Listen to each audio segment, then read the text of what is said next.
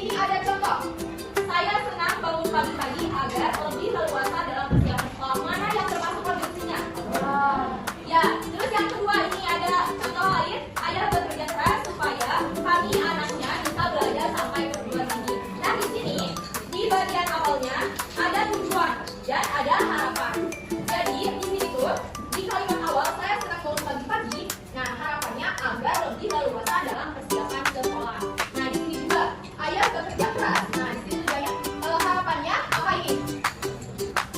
Supaya kami anaknya perguruan tinggi. Nah, ini disebut dengan tujuan dan ini disebut dengan harapan. Ada yang ditanyakan dulu mengenai konjungsi agar atau supaya.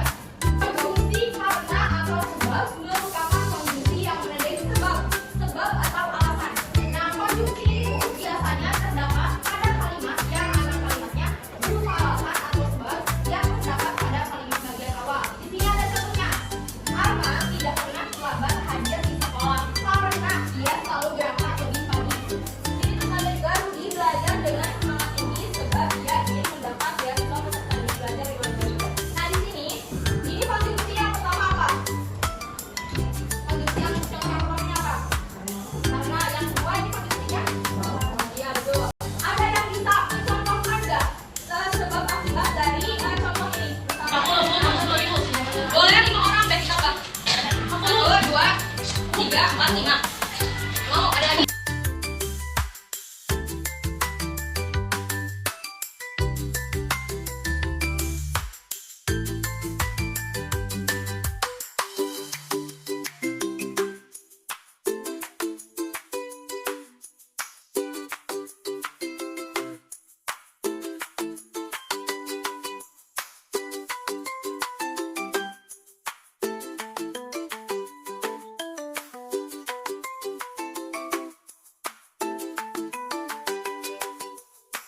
Kosakata tidak baku adalah kata-kata yang tidak sesuai dengan kaidah interaksi manusia. Kata ini sering digunakan dalam percakapan sehari-hari. Nah, seperti kalian di sekolah masih dengan teman, pasti kan menggunakan bahasa tidak baku. Nah, tetapi dalam pikiran ini kadang juga muncul untuk menyesuaikan bunyi dan rima. Nah, di sini, kan di sini baku ini ada contohnya. Karena atau karena. Kalau bahasa bakunya apa? Karena, kalau bahasa bakunya karena biasa juga tulisannya sudah pakai bahasa bakunya paham? Tidak. Terus gimana? Bagaimana? Terus kenapa?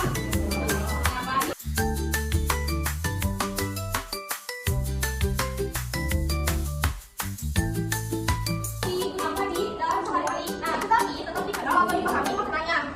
Biasanya kata permai, kata syahdu, kata diklarang, kata asmara, pastinya kan ini kan jarang. Kalian kan kalau misalnya sehari-hari jarang kan menggunakan kalimat seperti ini. Kalian pasti seringnya menggunakan kosakata aktif. Selanjutnya ada kosakata umum. Di sini kata-kata yang memiliki makna luas dan dapat dipakai dalam berbagai situasi. Nah, kata ini ditujukan pada sesuatu yang khusus, misalnya pada kata hewan. Misalnya hewan itu kan ada apa? Terus tumbuhan. Tumbuhan itu apa saja? Terus makanan. Jadi ini cuma disebutkan karena khususnya saja. Mengerti?